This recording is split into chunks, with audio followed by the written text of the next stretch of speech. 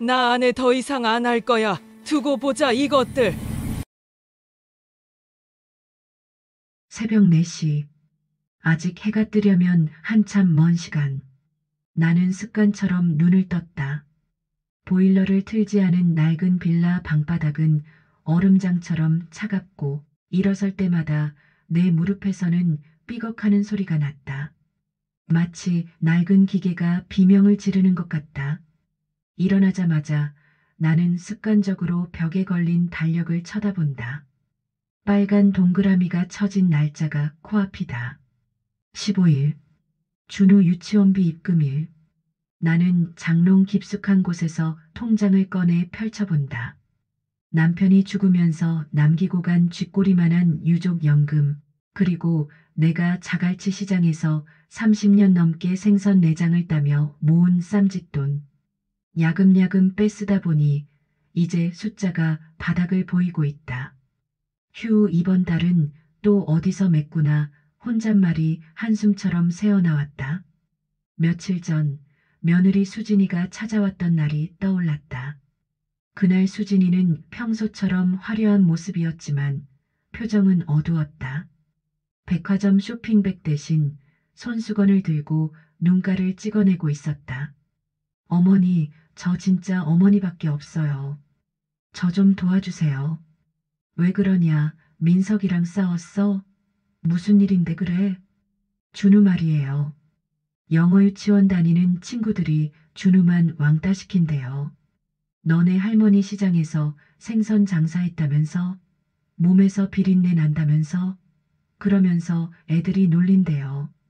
가슴이 덜컥 내려앉았다. 내 천한 장사가 내 금쪽 같은 손주 앞길을 막는다니. 피가 거꾸로 솟는 것 같았지만 동시에 죄책감이 밀려왔다. 어머니, 저 다른 건 안 바라요. 준우 기죽는 거, 그것만은 못 보겠어요. 원장님이 그러는데 특별 심화반 보내면 준우가 다시 기펴고 다닐 수 있대요. 거기 가면 원어민이랑 1대1로 대화도 하고 친구들도 수준 높은 애들이라 준우 무시 안 한대요. 딱 1년만 도와주세요. 네. 나는 그 눈물을 보며 아무 말도 할 수 없었다. 내 자식, 내 손주가 밖에서 기죽고 다닌다는데 어떤 애미가 등을 돌리겠나? 알았다. 내 어떻게든 해보마. 그래서 얼마면 되냐? 한 달에 200만 원이요.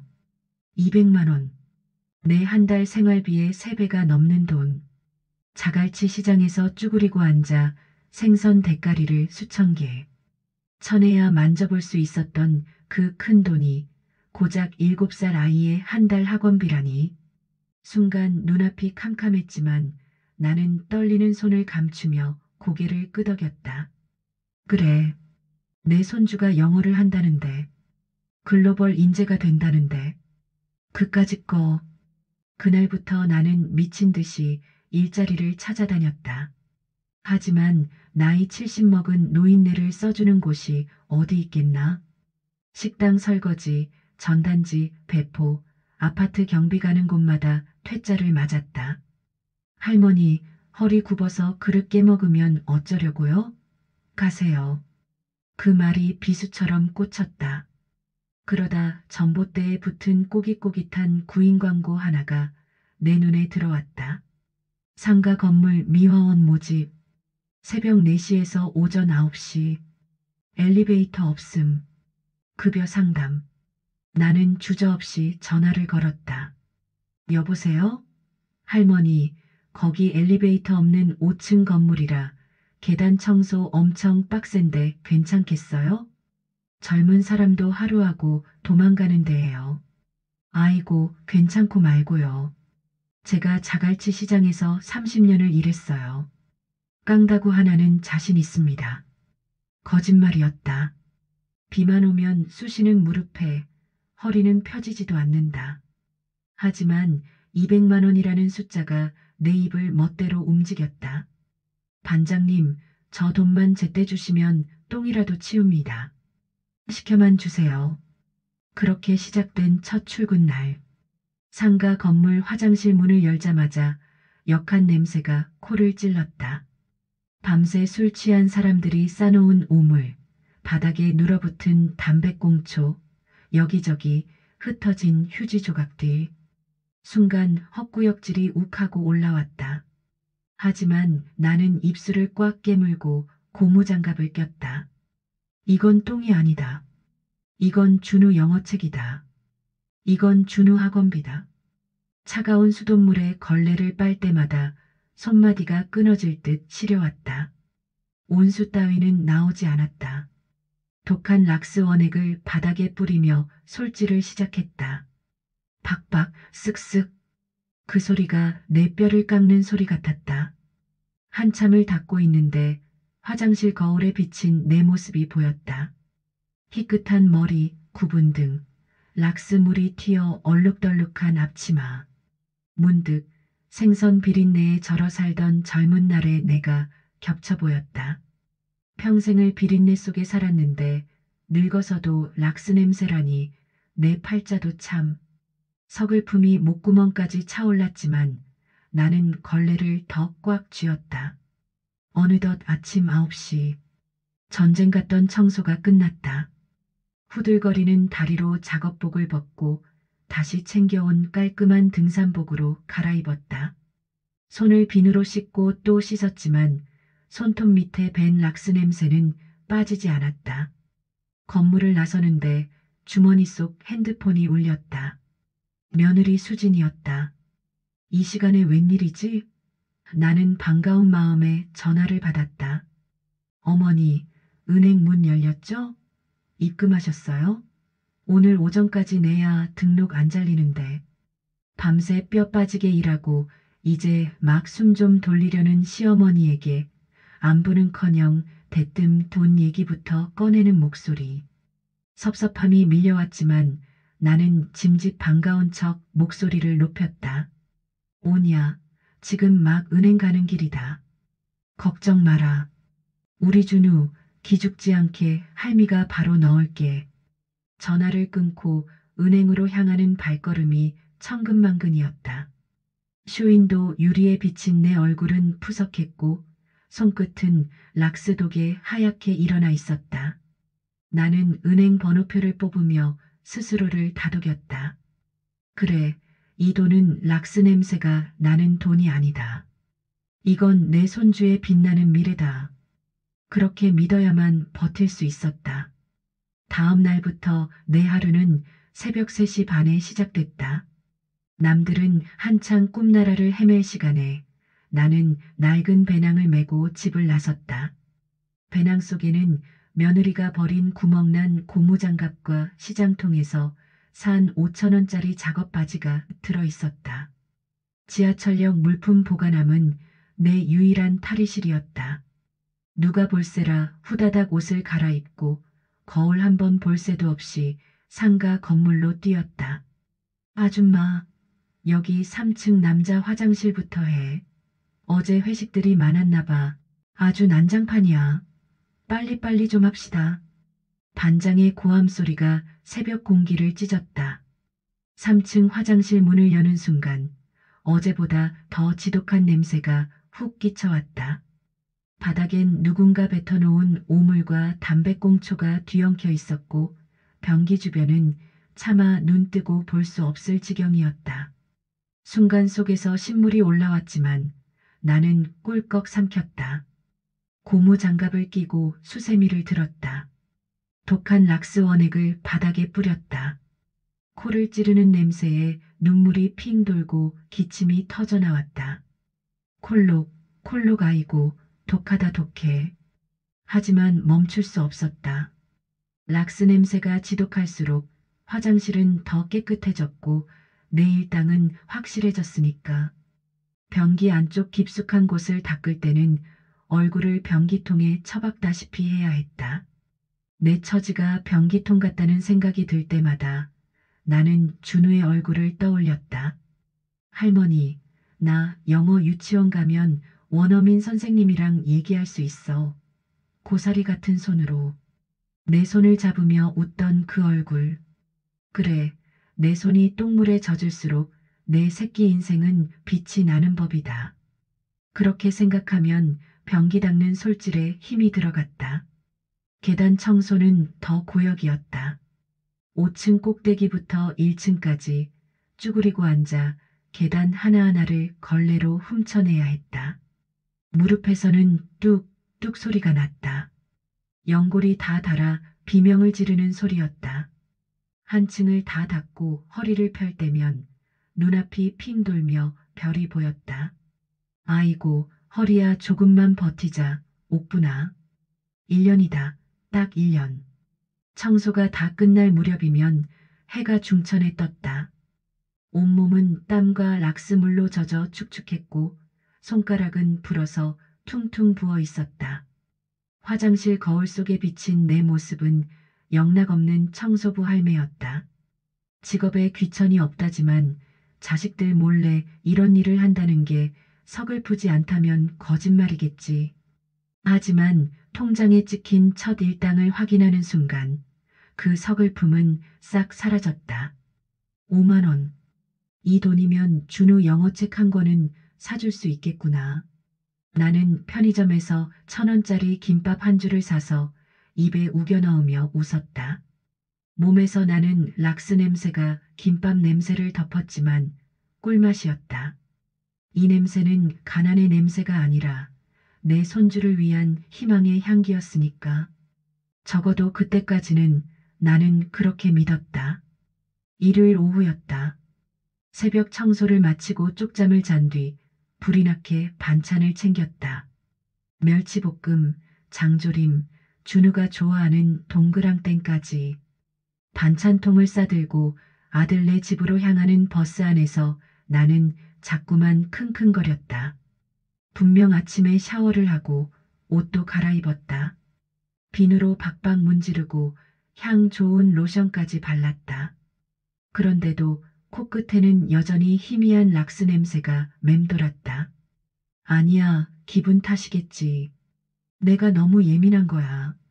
스스로를 다독이며 아들네 현관배를 눌렀다. 어머니 오셨어요? 며느리 수진이가 문을 열어줬다. 표정이 썩 밝지는 않았다. 그래, 준우 주려고 반찬 좀 해왔다. 우리 준우는? 준우야, 할머니 오셨어. 방에서 준우가 튀어나왔다. 나는 반가움에 두 팔을 벌렸다. 아이고, 내 강아지. 할미가 안아보자. 할머니한테서 이상한 냄새나. 준우가 내 품으로 달려오다가 갑자기 멈칫했다. 그러더니 코를 쥐고 뒤로 물러섰다. 응? 냄새라니? 할미 씻고 왔는데? 아니야, 똥냄새 같기도 하고 소독약 냄새 같기도 하고 아무튼 이상해. 저리 가. 준우는 도망치듯 제 방으로 쏙 들어가 버렸다. 순간 내 몸이 얼음장처럼 굳었다. 손주 녀석의 그 한마디가 새벽 내내 똥물을 닦아내던 내 손을, 내 몸을, 내 인생을 부정하는 것 같았다. 어머니, 준우 코가 개코예요. 애가 비위가 약해서 냄새에 민감하거든요. 좀 씻고 다니시지 그러셨어요. 아니, 나 씻었다. 옷도 빨아입고 진짜 냄새가 나냐? 그 냄새가 몸에 배서 그래요. 어머니네 빌라가 좀 오래돼서 그런가? 곰팡이 냄새 같은 거요. 며느리는 손으로 코앞을 휘휘 저었다. 마치 벌레라도 쫓는 신용이었다. 그 손짓 하나에 내 자존심이 바닥으로 곤두박질 쳤다. 이 냄새가 무슨 냄새인지, 내가 왜 이 냄새를 묻히고 다니는지, 너는 꿈에도 모르겠지. 엄마 왔어? 왜 이렇게 시끄러워? 여보, 어머니한테 냄새 난다고 준우가 기겁을 하잖아. 당신도 좀 맡아봐. 민석이가 내 곁으로 오더니 킁킁거렸다. 제 어미 냄새를 맡는 아들의 모습이 그렇게 비참할 수가 없었다.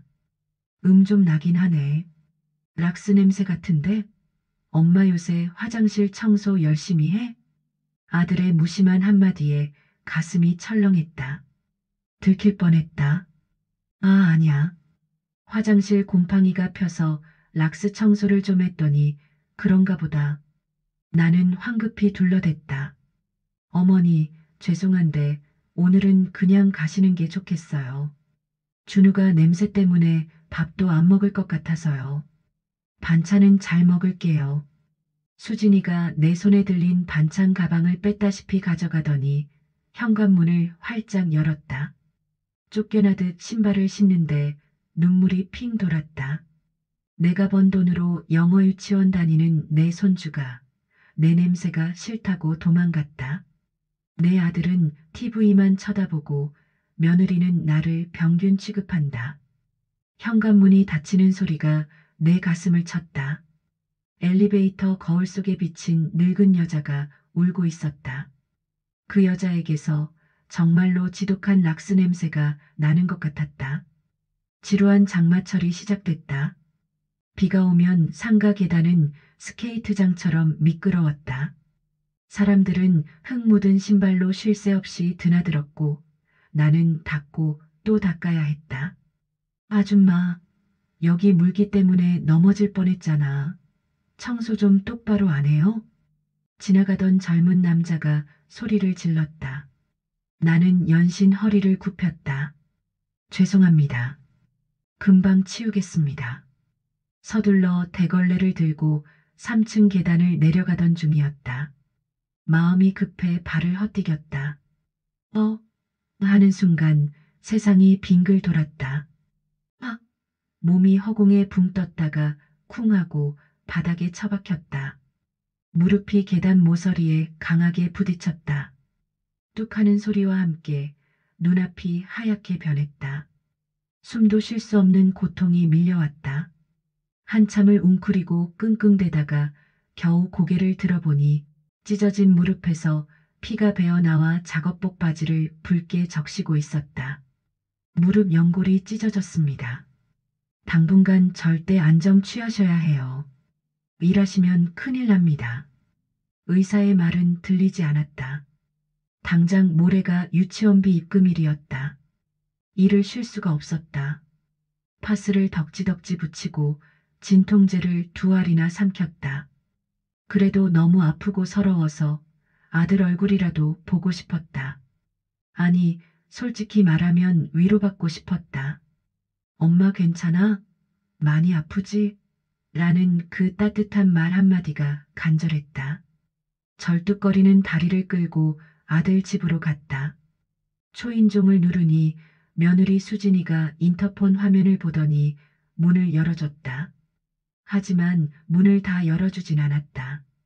안전걸쇠를 걸어둔 채 반쯤 열린 문틈으로 얼굴만 내밀었다. 어머니, 연락도 없이 어쩐 일이세요? 저 지금 나가봐야 하는데. 그녀는 화려한 원피스 차림에 명품 가방을 들고 있었다. 진한 화장품 냄새가 훅 끼쳤다. 아니, 내가 좀 다쳐서 민석이 있냐? 그이 아직 퇴근 안 했죠. 근데 다리 왜 그러세요? 피 나는데요? 수진이의 눈이 내 무릎에 멈췄다. 걱정보다는 혐오에 가까운 눈빛이었다. 계단에서 좀 굴렀다. 너무 아파서 약이라도 좀 발라달라고. 어머니. 피 묻은 채로 들어오시면 안 돼요. 준우가 피 보면 놀라요. 그리고 그거 밖에서 다친 거라 병균 옮으면 어쩌려고요. 수진이는 문을 막아서며 딱 잘라 말했다. 내 몸에 흐르는 피가 내 손주에게 병균이란다. 말문이 막혀서 입만 벙긋거리고 있는데 수진이가 가방을 뒤적이더니 흰 봉투 하나를 내밀었다. 참 어머니, 오신 김에 이거요. 이번 달 유치원비 고지서예요. 내일 입금일인 거 아시죠? 제가 지금 바빠서 은행 못 가니까 어머니가 가시는 김에 좀 넣어주세요. 부탁드려요. 그것은 200만 원이 적힌 유치원비 고지서였다. 나를 걱정하는 말은 단 한마디도 없었다. 피 흘리는 시어머니 앞에서 돈 봉투를 내미는 며느리. 그 순간 무릎의 통증보다 더 끔찍한 통증이 가슴을 찢어발겼다. 나는 떨리는 손으로 고지서를 받아들었다. 그래 알았다. 가보마. 돌아서는 내 등 뒤로 도어락 잠기는 소리가 들렸다. 철컥, 삐리릭. 그 소리가 마치 내 인생의 문이 닫히는 소리 같았다. 나는 아파트 화단에 주저앉아 내 무릎을 내려다보았다. 피 묻은 바지, 낡은 운동화, 그리고 손에 쥐어진 200만 원짜리 고지서. 비가 내리기 시작했다. 빗물인지 눈물인지 모를 것이 얼굴을 타고 흘러내렸다. 그날 나는 빗속에서 맹세했다. 더 이상은 이렇게 살지 않겠다고. 하지만 진짜 비극은 아직 시작조차 하지 않았다는 걸 그때는 몰랐다. 무릎은 낫지 않았지만 나는 다시 청소 도구를 잡았다. 반장이 이번엔 꿀알바라며 백화점 주차장 청소 대타를 부탁했다. 그냥 쓰레기 줍고 카트 정리만 하면 되는 일이었다. 거절할 수 없었다. 약값이라도 벌어야 했으니까. 백화점 지하 주차장은 화려했다. 번쩍이는 외제차들이 즐비했고 에어컨 바람이 쌩쌩 불었다. 나는 모자를 푹 눌러 쓰고 쓰레기통을 비우고 있었다. 그때 익숙한 웃음소리가 들렸다. 고개를 들어보니 저만치서 화려하게 차려입은 여자 셋이 걸어오고 있었다. 그 한가운데 내 며느리 수진이가 있었다. 양손 가득 명품 쇼핑백을 들고 얼굴에는 세상을 다 가진 듯한 미소가 걸려 있었다. 나는 황급히 기둥 뒤로 몸을 숨겼다. 심장이 터질 것 같았다. 그녀들의 대화 소리가 주차장에 쩌렁쩌렁 울렸다. 수진아, 너 이번 달 카드값 괜찮아? 이거 가방만 300만 원이잖아. 걱정 마. 우리 시어머니가 다 해결해줘. 시어머니? 너네 시어머니 돈 많으셔? 생선 장사하셨다며? 아휴, 말도 마. 짠순이 노인네가 돈은 억척같이 모아놨나 봐. 내가 준우 영어 유치원 핑계대고 매달 200씩 뜯어내고 있잖아. 내 귀를 의심했다. 뜯어낸다니. 수진이는 친구들에게 자랑스레 떠벌렸다. 사실 준우 영어 유치원 안 보내. 그냥 일반 유치원 보내고 남은 돈으로 내가 쇼핑하는 거지. 어머니는 영어 까막눈이라 영수증 보여줘도 몰라. 그냥 영어라고 쓰여 있으면 다 믿어.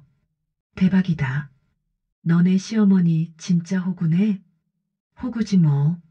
냄새나는 노인네가 돈이라도 줘야 며느리 대접받는 줄 아는 거야. 돈만 주면 땡큐지.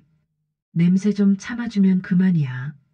깔깔거리는 웃음소리가 주차장을 가득 메웠다. 나는 기둥을 붙잡고 주저앉았다. 호구, 냄새나는 노인네, 돈줄. 그 단어들이 내 머리 위로 쏟아지는 것 같았다. 내가 새벽 4시에 일어나 똥물을 닦고 무릎이 깨져가며 번 돈. 내 손주 영어 가르치겠다고 밥 한 끼 제대로 못 사 먹으며 보낸 그 돈이 전년의 명품 가방이 되고 커피값이 되고 비웃음거리가 되었다. 그녀들이 차를 타고 사라질 때까지 나는 숨조차 쉴 수 없었다. 손에 들고 있던 쓰레기 봉투가 스르르 미끄러져 내렸다. 그 안에서 쏟아져 나온 오물들이 내 발등을 덮었다. 하지만 더러운 건 오물이 아니었다. 내 며느리의 그 가증스러운 입이었다. 머릿속이 하얗게 비어버렸다. 그리고 단 하나의 생각만이 불처럼 타올랐다. 내가 미쳤지. 내가 미쳤어. 나는 백화점 화장실 맨 끝 칸으로 숨어들었다. 변기 뚜껑을 덮고 그 위에 주저앉았다. 입을 틀어막았지만 짐승 같은 울음이 터져나왔다. 30년 전 남편이 죽었을 때도 이렇게 울지는 않았다. 내 인생이 송두리째 부정당한 기분이었다. 내 손을 내려다보았다. 락스독이 올라 뻘겋게 붓고 갈라진 손가락. 손톱 밑에는 때가 끼어 있었다. 이 손으로 똥을 닦고 토사물을 치웠다. 오직 내 새끼 잘 되라고. 그런데 그 모든 게 거짓이었다. 사기였다. 조롱이었다. 거울 속에 비친 내 얼굴을 보았다. 쭈글쭈글하고 초라한 늙은이 하나가 울고 있었다. 옥분아, 너 뭐하고 산 거냐? 병신같이. 나는 끼고 있던 고무장갑을 억지로 벗겨냈다. 땀에 젖어 잘 벗겨지지 않는 장갑을 미친 듯이 잡아뜯었다. 짝! 소리와 함께 장갑이 벗겨져 바닥에 나뒹굴었다. 그 빨간 고무장갑이 마치 며느리의 붉은 입술처럼 보였다.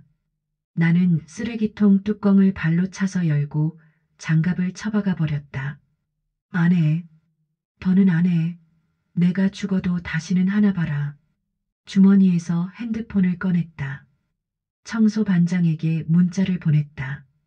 반장님, 저 오늘부로 일 못합니다. 죄송합니다.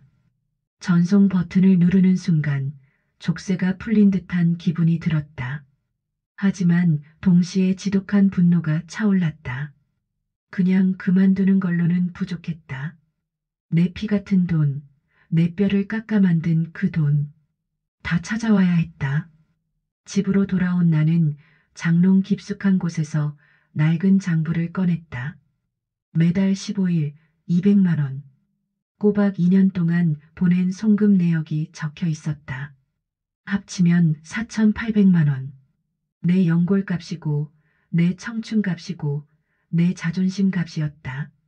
나는 볼펜을 꽉 쥐고 종이에 꾹꾹 눌렀었다. 내용 증명.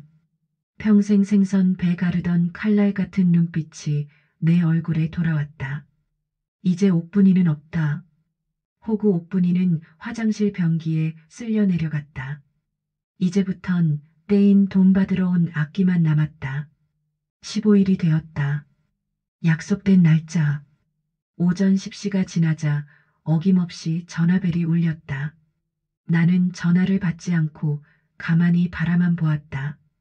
벨소리가 끊겼다가 다시 울리고 또 울렸다.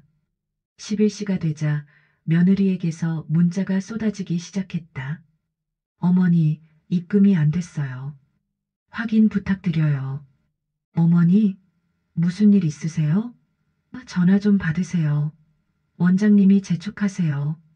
오후 2시, 밖에서 문 두드리는 소리가 났다. 어머니, 계세요? 저 수진이에요. 다급한 목소리였다. 제 발로 찾아온 먹잇감. 나는 천천히 일어나 현관문을 열었다. 나는 낡은 등산복 대신 시장에서 일할 때 입던 빨간 조끼를 입고 있었다. 문이 열리자 수진이가 짜증 섞인 얼굴로 서 있었다. 어머니, 전화는 왜 안 받으세요? 제가 얼마나 놀랐는지 아세요? 오늘 입금 안 되면 준우 쫓겨난다니까요. 그녀는 집 안으로 쑥 들어오려 했다. 거기 서라. 내 목소리는 낮고 차가웠다. 수진이가 멈칫했다. 네, 왜 그러세요? 돈 없다. 이제 안 보낸다. 네, 그게 무슨 말씀이세요? 갑자기 왜요? 왜? 내가 더 잘 알 텐데. 영어 유치원? 흥, 웃기고 있네. 수진이의 눈동자가 흔들렸다. 어머니, 무슨 소리 들으셨어요? 백화점 주차장. 300만 원짜리 가방. 호구 노인네. 내가 단어들을 툭툭 던질 때마다 수진이의 얼굴이 사색이 되어갔다. 어머니, 그게 아니라 오해세요. 오해? 내 귀로 똑똑히 들었다. 내 돈 뜯어서 쇼핑하고 나를 냄새난다고 비웃던 내 주둥이를 내가 봤어. 나는 식탁 위에 준비해둔 서류 봉투를 집어 던졌다. 봉투가 수진이 발 앞에 툭 떨어졌다. 이게 뭐예요? 내용 증명이다. 그동안 내가 보낸 4,800만 원. 그거 유치원비 아니고 내가 너한테 빌려준 돈이다. 다음 주까지 갚아라. 안 갚으면 소송 걸고 내 남편 회사, 내 친정, 내 동네방네에 다 알릴 거다. 사기죄로 콩밥 먹고 싶지 않으면 당장 가져와. 수진이는 바들바들 떨며 주저앉았다. 어머니 잘못했어요. 한 번만 봐주세요. 저 그 돈 없어요. 다 썼어요. 없어? 그럼 그 가방이라도 팔아. 차도 팔고 집도 팔아. 어디서 감히 시어머니 등골을 빼먹어? 그때 퇴근한 아들 민석이가 헐레벌떡 뛰어들어왔다. 수진이가 연락한 모양이었다. 엄마, 이게 무슨 일이야? 수진이가 뭘 어쨌다고 이래? 아들은 상황 파악도 못하고 아내부터 감쌌다. 그 꼴을 보니 더 화가 치밀었다. 이놈아, 너도 똑같아. 내 마누라가 내 돈 뜯어서 펑펑 쓸 때 너는 뭐 했냐? 엄마가 무릎 깨져가며 번 돈인 줄 알면서 모른 척 했지? 너도 공범이야. 나는 빗자루를 들고 두 사람을 후려쳤다. 나가. 당장 내 집에서 나가. 꼴도 보기 싫다. 아, 엄마. 아파요. 어머니. 잘못했어요. 두 사람은 비명을 지르며 현관 밖으로 쫓겨났다. 나는 소금을 한 바가지 퍼와서 그들 뒤통수에 뿌렸다. 퇴, 재수 없다. 다시는 내 눈앞에 나타나지 마라. 철커덕. 현관문을 잠그고 걸쇠까지 걸었다. 밖에서는 문 좀 열어달라고 두드리는 소리가 났지만 나는 들리지 않았다. 방 한가운데 대자로 뻗어 누웠다. 천장이 빙글빙글 돌았다. 하지만 속은 뻥 뚫린 듯 시원했다. 그래, 이게 사는 거지. 똥물 닦는 게 사는 게 아니었어. 그날 이후 우리 집 전화기는 불이 났다. 며느리는 싹싹 빌고 아들은 울고불고 사돈댁에서까지 전화가 왔다. 하지만 나는 눈 하나 깜짝하지 않았다. 변호사 사무실에 가서 진짜로 소장을 접수했다. 결국 며느리는 친정에서 돈을 빌리고 타던 차를 팔아서 원금의 절반을 갚았다. 나머지는 매달 이자 쳐서 갚겠다는 각서를 받았다. 들리는 소문에는 부부 싸움이 끊이지 않는다고 했다. 서로 탓하며 지옥같이 산다는 소식. 그게 내겐 최고의 안주였다. 나는 청소 일을 그만뒀다. 대신 구청 문화센터에 등록했다. 평생 생선 비린내, 락스 냄새에 절어 사느라 꿈도 못 꿨던 꽃꽂이 교실이었다.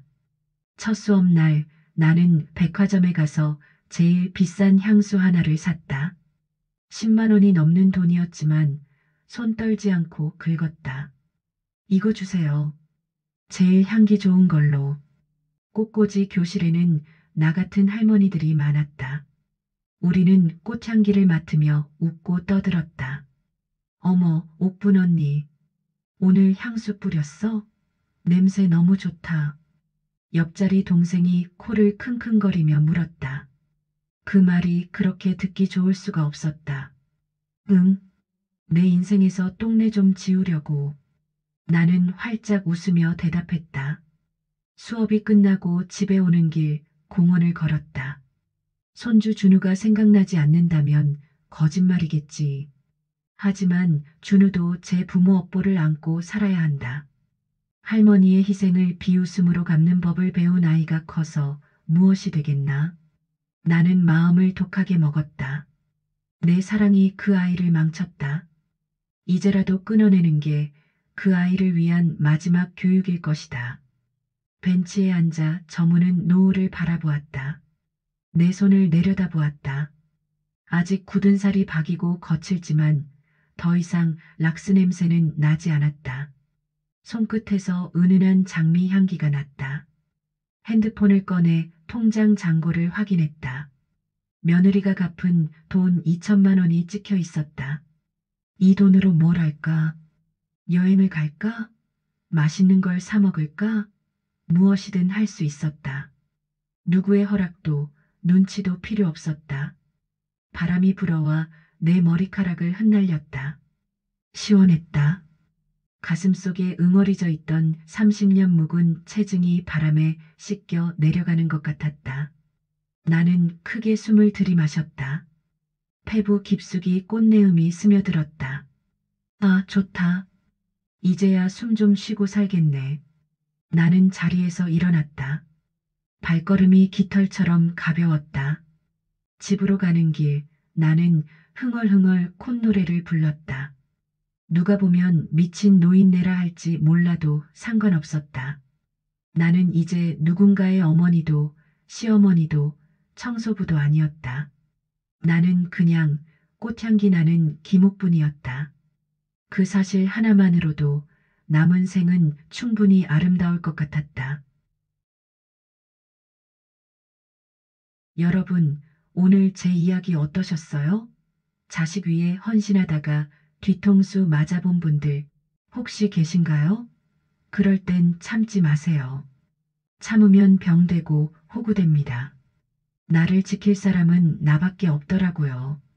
혹시 저처럼 속 시원하게 복수하고 싶은 분들 있다면 댓글로 알려주세요. 제가 응원해 드릴게요. 그리고 제 이야기가 통쾌하셨다면 구독이랑 좋아요 잊지 않으셨죠? 여러분의 응원이 저한테는 꽃향기보다 더 좋습니다. 그럼 다음에도 가슴 뻥 뚫리는 이야기로 찾아올게요. 모두들 냄새나는 걱정 다 털어버리고 향기롭게 사세요.